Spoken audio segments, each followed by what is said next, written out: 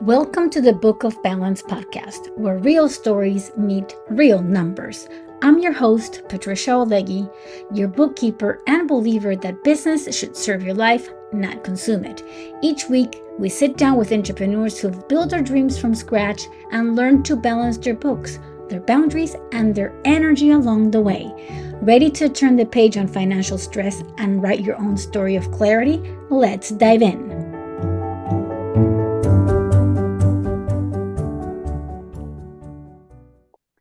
Welcome. Today I am with Juliana Alcántara. Yes. I am glad that you're here because you are in the accounting world, but you have a very different take on it because you have taken, your career in a different aspect. It's like lawyers. We have lawyers that do real estate, they do taxes. And so the same way you have specialized fields within different professions. This is the same thing. Accounting, you can go in so many different directions. That is very, very interesting. So I am looking forward to hearing all about what you do and how you can really help some of our listeners. So welcome and tell us a little bit more about you. Hello. Thank you for having me. I'm so excited to be here with you. As you start your podcast, I'm so excited to listen. My first job in finance, I guess, was in banking. I was a bank teller for almost 4 years. So that was kind of my first start into like personal finance and budgeting day to day, seeing how people would come into the bank and already know that they were in the negative. And I just remember being very young because it was my first job out of high school, and it was like it like imprinted into me. But that happened. I went into college. I started as business admin. And what kind of ends up happening with all of us business admin kids is we just will get scooped up into accounting because they kind of will be, oh, it's so secure. It's there's, like you said, there's so many different things you can do in accounting. So I found myself in accounting. Fast forward, I got my master's in there, and then I went into Big Four accounting. I was there for about 5 years. I started sitting for my CPA, and I very quickly realized that I did not want anything to do with the corporate accounting world. And I was also very scared to leave. So I'm looking around, I'm like, what do I do? Where do I go? And then I had some health complications, and then I got pregnant. So I got pregnant, have my son, and that was kind of the start of a really long, dramatic story of my postpartum. I started my business with my son strapped to my chest. I was working remote, and so I had him. I had no childcare, and I started my business. He was 4 months old, I believe it was. And I'm like, okay, so I'm going to do this thing called financial coaching. I have absolutely no idea how to start a business, but I'm just going to do it. And I started it, and then I did nothing with it. I just like put my LLC, got it registered, and did nothing for maybe like a year and a half, something like that. It was a very long, way too long. But I was just struggling at work. I went part-time. I went back full-time, and I just knew I needed to leave, but I couldn't take my business full-time.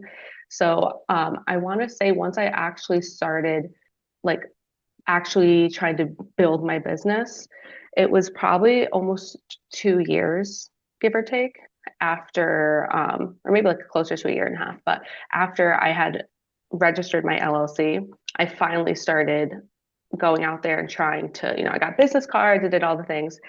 And it was really hard going to all of these networking events, finding ones that worked with my schedule at work. But my husband and I, we built our life around our two incomes, and I couldn't leave my day job yet. So it was very stressful. It was long nights. I felt like I barely had any time to um, do well, like work on my business. And then mixed with, I knew I no longer wanted to be in corporate, in public accounting. Mm-hmm. I had such a heavy workload. So I decided to transition to a new job and find something that worked better in that season while I was growing my business. Thank you for giving us your path because I think all of us start like that. We all start with a full-time job elsewhere, and we start building our toolkits of tricks that we then use to be able to start our business, correct? And Yeah, sometimes not until you go into one of these jobs do you start seeing like this is my calling or this is not my calling, etc. You also mentioned at one point that you were working full time and you knew you didn't want to continue to work in the finance world, in the corporate world. And you said I was scared to leave. So then that is a very common thread that we have within the business world and within the yeah, small business owners that when do we really make the decision to go from working for a company full time and then transitioning full time to our small business entrepreneurial life? Or do we actually choose to work full time, right? Continue to stay full time and continue to grow this small business company while we keep our job? yeah. And then And instead of doing all these things yourself, you can just delegate out more because, you don't have the time. yeah, yeah. And I think it's really dependent on every single person. Everyone's finances are different, everyone's risk level is different. Um, for me, my husband and I, we kind of were in that space where we wanted to take that risk, but financially we just couldn't do it yet. And we still can't yet. But that's something that we're working towards. And I'm hoping that it works out that 2026 will be the year that I'm able to take my business full time, but it really just depends. But there's really other options. I know in our heads, we all just immediately go to, okay, well, I need to leave my 9 to 5 and go all in on my business. And yeah, it does make a difference when you're able to do that. But at the same time, you can go out and maybe find something part time or just find something. I'm still in accounting. I just found a different 9 to 5. So I went from really high volume of work in public accounting to now I'm working at a really small nonprofit. The team, I work directly under the CFO. There's a team of just four of us, and the workload is incredibly different. It's a lot more relaxed, they're family oriented, they care a lot more. There's so many times I've been like, oh, I have to leave for a doctor's appointment or something like that. And they're so okay with it versus when I was in public accounting, I was juggling multiple clients at once. And I remember there was, because I worked remote, there was one time I literally was using the bathroom and someone had called me while I was using the bathroom. And then, so I missed it. I come back to my desk, I see a message. Where are you? What are you doing? Or if I had to leave for a doctor's appointment, it was the same thing of just issues, even though I had it on the calendar. So there's other options for us to find something that fits the season that we're in and supports us so that we do have both like the mental and actual time to work on business, to go to our job, and then show up for our families as well. That is so true. So then you were in the corporate world and you're like, okay, this is no longer for me. And you said you wanted to go into financial coaching. So financial coaching in our heads could mean so many different things because you could be doing financial coaching for big corporate companies or for small business owners or for just personal finances for people on families. So could you tell me which angle did you choose to go in and what is that you're currently focusing on and trying to grow as a small business owner? Um, it's really been about a year now that I've been trying to find my niche, and I'm happy. I feel like I finally have stepped into it, but it was a long road of me just kind of saying, I'm a financial coach for everyone. And as we all know, that just doesn't work. Like you have to have a client of who you're going to talk to, who you're going to help, something specific. And then also just simply explaining what financial coach, what we are, because it is so new. So I have a lot of those conversations of, do you do investments? Like, what exactly is it that you do? Like, what are your services? So that's been one part of it too. But as in regards to my niche, I started, I think it was like 4 o'clock in the morning, and I'm like, how do I get people to know I exist? And I was just laying in bed, and all of a sudden I'm scrolling on Facebook and I see an ad for wedding expos, but it wasn't for me to be showing up as a bride like that, like a ticket for the wedding expo. It was for me to be a vendor. And I just thought, okay, that like wedding expos, like people need to know their finances and budget for their weddings and then beyond their wedding and merge their finances once they get married. So, okay, let's do wedding expos. So I started like Google searching, okay, wedding expos in Northern Virginia. I signed up for a few of them. I went to my first one. I was super excited. I think over the past year, I've gone to four now, and I can confidently say I'm still in the niche, and I've gotten a few clients from it, still in the niche of now family, maternity leave, planning for our futures, just simply making a plan of our money. So that's where I've landed. But I don't see myself doing any more wedding expos because what I found was almost none of the couples had a budget and almost none of the couples wanted to talk about their budget. So I'm like, okay, Interesting.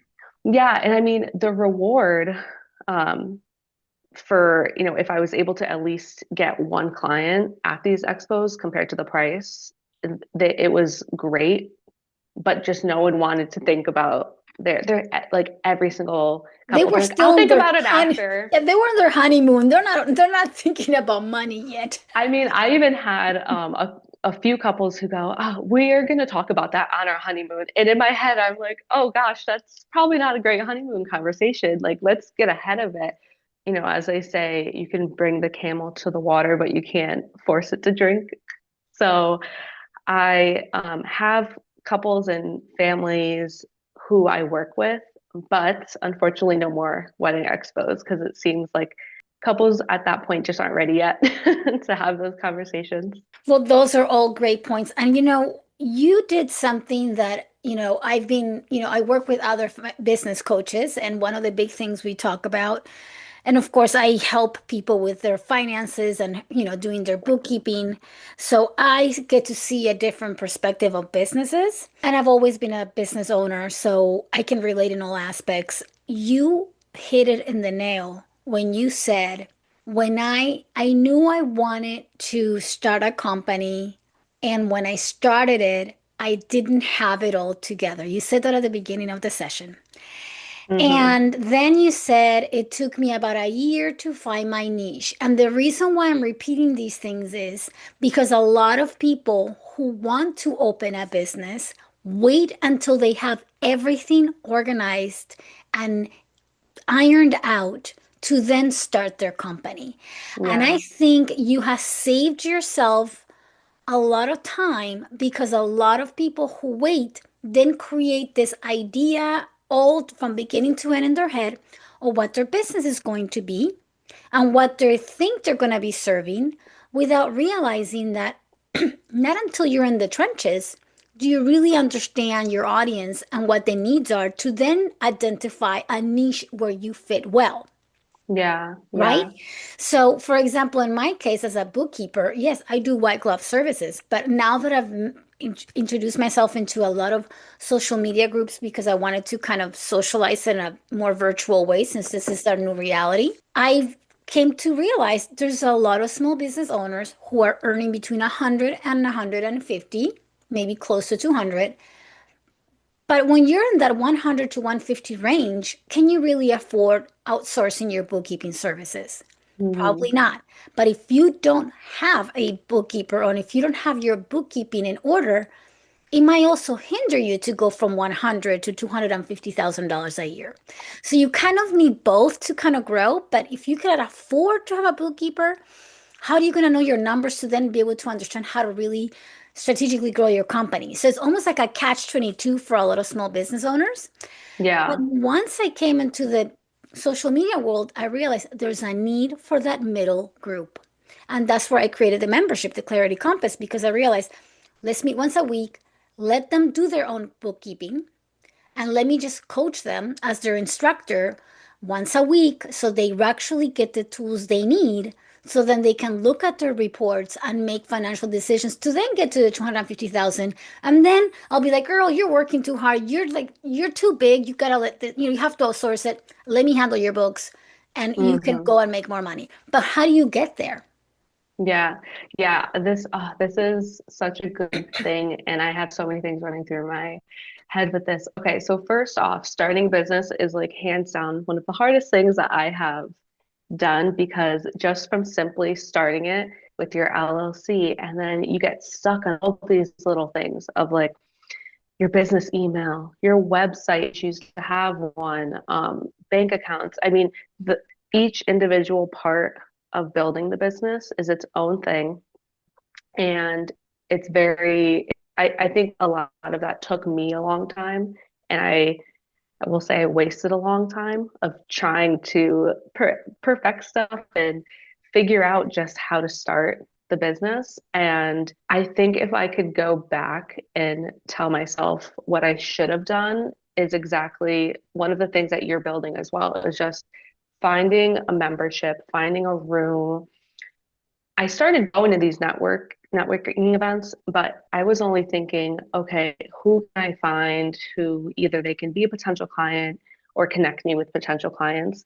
But I had no idea how to find someone, and it took me a while before I realized I needed it Hmm. to find support on starting the business and what I need, and someone to tell me, hey, you need a bookkeeper. Luckily, in my side, I have the accounting Right, background, okay. so it So you're good. helps. Yes, right.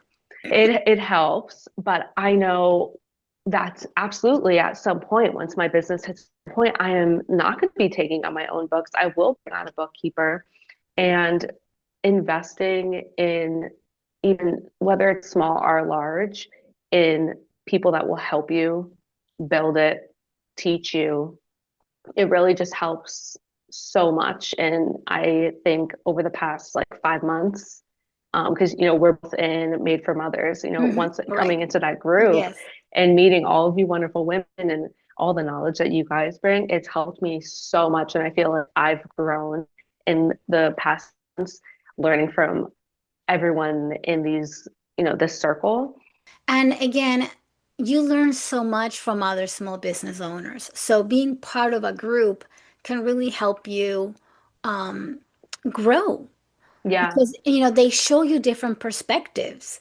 And these days, we're not going out and networking in person as much as we are by joining, virtual groups in which we really provide support to each other. And I've met some wonderful people in that way. So, absolutely, I agree with what you said about starting with an idea and be open to changing that idea as your business grows and as you identify a niche that really feels right to you, right? yeah. Because you might even have a niche that you might not, you thought you wanted to do, and then you realize you're not interested in actually serving that group because maybe they're not all what you thought it was going to be.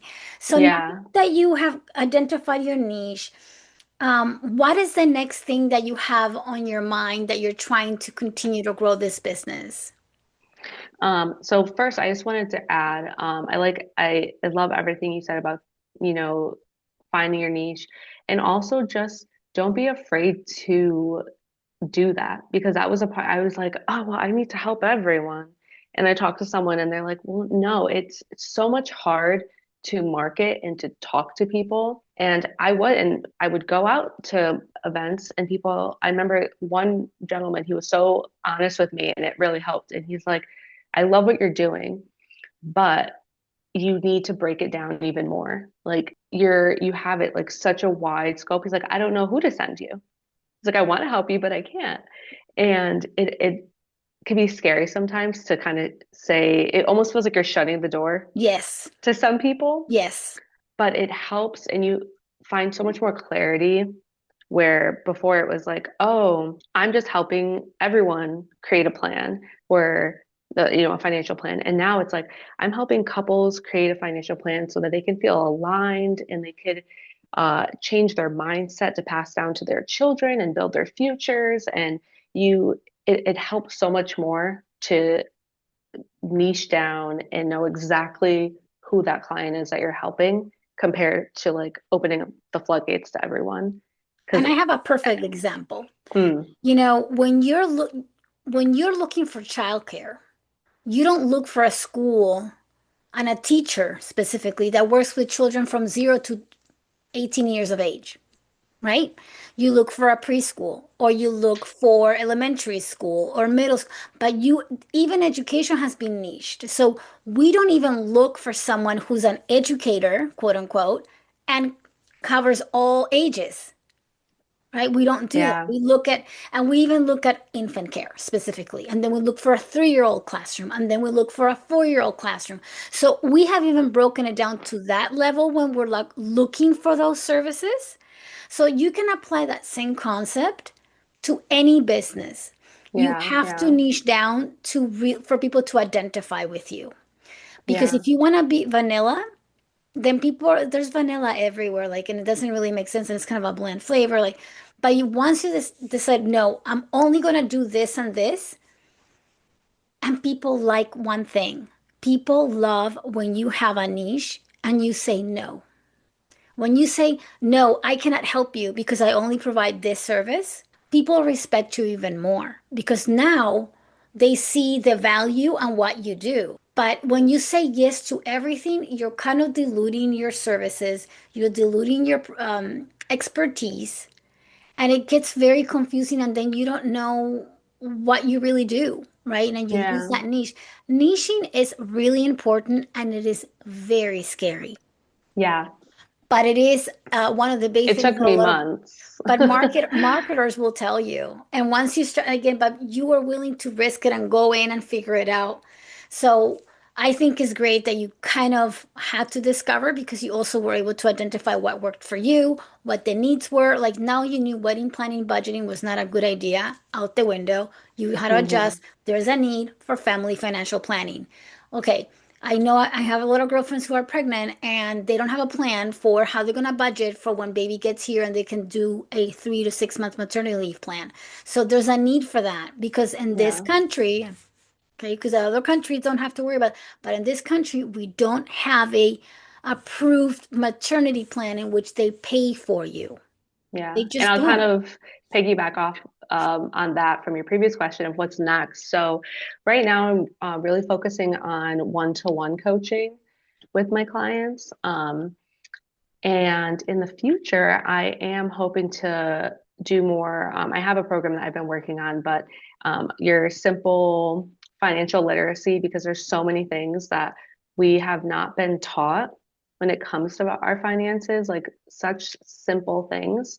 And then another program is for maternity leave. So for women to plan their maternity leave from start to finish, celebrate the plan that we've put together, and actually plan it, because I did not plan my maternity leave. I did not plan my return back to work.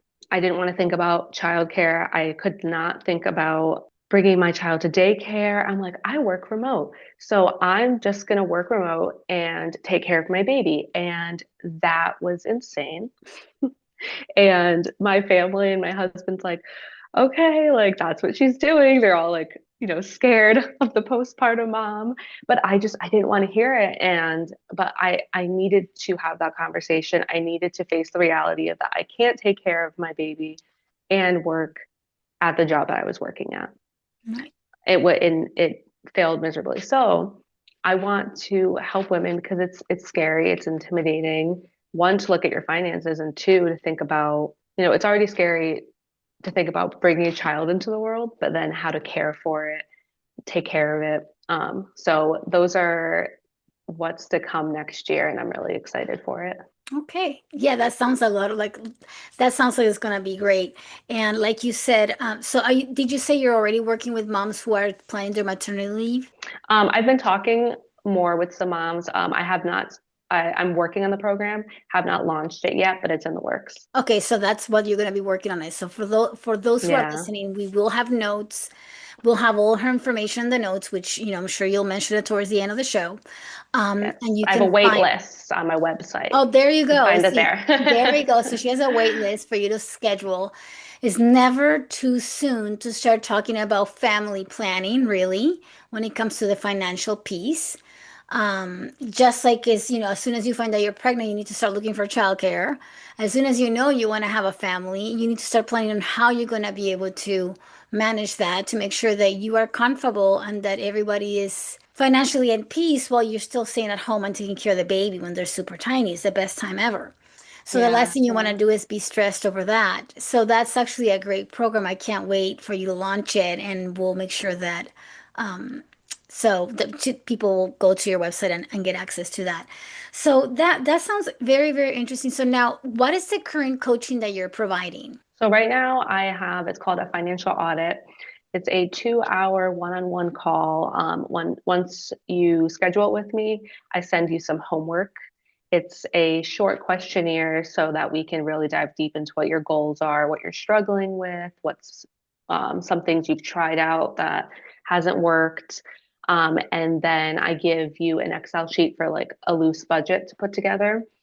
Um, I try to keep it as simple as possible because a lot of the people I work with, this is really the first time that they're going to look at a budget, that they're opening up and putting it into Excel. Um, and it can be really intimidating. So I have the financial audit. We go through, we deep dive, we set goals. By the end of the call, my goal is that you have clarity on where your finances are. And then what you will have is a budget. You know what your goals are, short and long term. And we have some action steps for you to continue on with. So that's a one-time call. And then from there, I have a 3 month, it's 2 calls a month of coaching support. So follow up, So right? yeah, yeah. And when we go into business, we think that we know the answers. What has been something that you did not expect to find that you're finding that is a lot more common that you realized with your clients? I've found a lot of my clients are also doing the same thing as me, where they have there's a photographer, someone owns a dance studio, someone does marketing on the side. So they have that 9 to 5. They are also bringing in money. So I don't look at the Like a side business hustle. side. Yeah, so we have it on the budget as their side hustle, and that's what's coming in. Um, the biggest thing that everyone has in common, I would say, is not planning ahead for finances to come, for in particularly to those once a year or once a quarter expenses that you know you're going to have, and we don't put it on there. So like for me, my insurance comes out, it's like a $600 payment or something, like it's a large Right. payment. I think like twice a year it comes out. So it's not, I'm not paying for it every month, but I need, it goes to my husband's email. He knows that when that email comes to him, he needs to let me know Right. because they send it out a few months beforehand so that I can put it on our budget and plan ahead for it. Credit card fees, that's another big one that can get people because depending on what kind of credit card you have, you can easily have anywhere up to a $600, $800 credit card fee payment.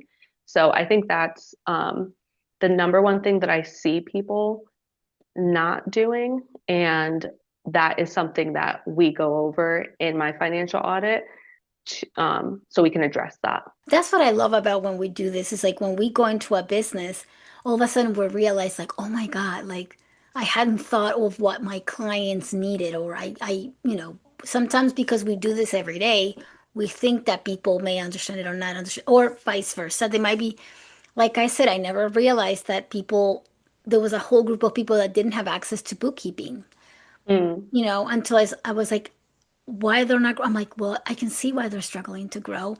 if you don't understand your numbers, how do you read your statements to make sure that you know where to cut, where to close those leaks so you can grow your business? So, Yeah. but sometimes you don't know, you don't think about that until you're in the business. That's why I was curious. And I'm like, what did you find out that maybe your clients could really benefit from or you hadn't really thought of? Still in the growing process, but definitely taking notes to see what we can add to it. And also in your testimonials, that's also a really great place to ask that question of like, what more do you need? What was something that was missing? Right. Yeah, that's a great point. So, well, thank you, Juliana, for your time. I think now, if any of you is struggling with your finances, this episode is going to launch in January, like the third week of January or so. So, but right now, it just so happens that we're recording right at the end of October, and we are having a federal shutdown. So, some people are really struggling with their finances. If you are going through any difficult time and you don't know how to get yourself restructured and reorganized, because we all come across financial losses in many different ways. Like mine was very different. I decided to close my daycare, close my business, and so I had to restructure my finances to move forward and allocate more money to open a new business. But that requires going back to the drawing board, looking at your budget and planning things based on your new situation. Like I sold my house, now my mortgage, I don't have a mortgage anymore. So I mean, I had to like restructure my monthly budget. So for a Hmm. lot of people out there who may be still struggling to catch up with whatever losses they had from the federal shutdown, or a lot of people are being impacted and a lot of businesses are being impacted. So by January we'll know, how much of the damage this has been financially. Hopefully, and I'm praying, hopefully it's back open because I too am affected by this as well. Right. Yeah, My your household. husband, right. Your husband works for, Yeah. yeah. So, and we don't know if they're even going to retroactively pay. So how, if you don't know how to move forward, someone like Juliana could be really, really helpful because now you have a new reality. And if you unintentionally had accrued debt because you had to kind of make things work while you were waiting for the situation to go through, now it comes to the point in which you can't continue to charge $300 a month because you're short for the rest of your life. It comes to the point in which you have to kind of face reality and say, okay, how am I gonna put a lid on this leak and move forward and restructure my budget? So if any of you Hmm. is going through any type of difficult times, including moms who might be considering getting a divorce, Hmm. Yeah. this is something that how do you become financially independent after being a two household income? How do you Yeah. so this is something that I think Juliana is going to be able to really help a lot of people be able to understand your budget and kind of wake up and see what our numbers look like so you can make the right decisions moving forward. Do you need to get a side hustle to get yourself out of the little debt maybe that you accrued during the tough times, or what do you need to do to move forward? Like again, going from a dual income household to a one household income can be very It's a challenging. transition. Yeah. Yes, and for a lot of moms who are trying, and dads, I mean, many men who also are getting divorced are really hit significantly because now if they don't have custody of their children, they're having to pay for child support, which also eats in their budget. So I think Yeah. both, and if anything, I think men really suffer more financially from the divorce than women, for what I've heard. So there's a great opportunity to help people restructure their numbers and just in family finance. Yeah. Because at the core of all of this, it comes down to life transitions. Hmm. When you look at the government shutting down, or you lose your job, you get laid off, you get a divorce, you have a loss. There's so many different things that it all comes back to. It's a life transition, and now we have to go back to that budget. I always say, like, your budget, it's living, it's breathing. You're Yes, constantly looking at it. 100%. It's always getting updated. Yes, You should never just make a budget and then never go back to it. It's right, not ever going to be the same. right. Like, Like no month is ever going to look the yeah, same because there's constantly things happening. There's birthdays, there's holidays, there's events.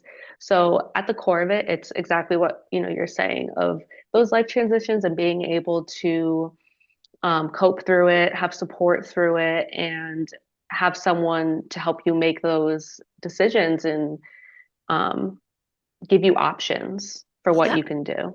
Yeah, and like college education, like I'm only a year away before my first one goes to college, and I'm already planning and organizing. I'm like, okay, we're gonna need this. He's gonna need an X amount allowance a month, right? He's gonna be studying overseas in Europe, Oh, so we need wow, to that's make sure awesome. that it's we're very excited for him, but I'm not really excited for my pocket.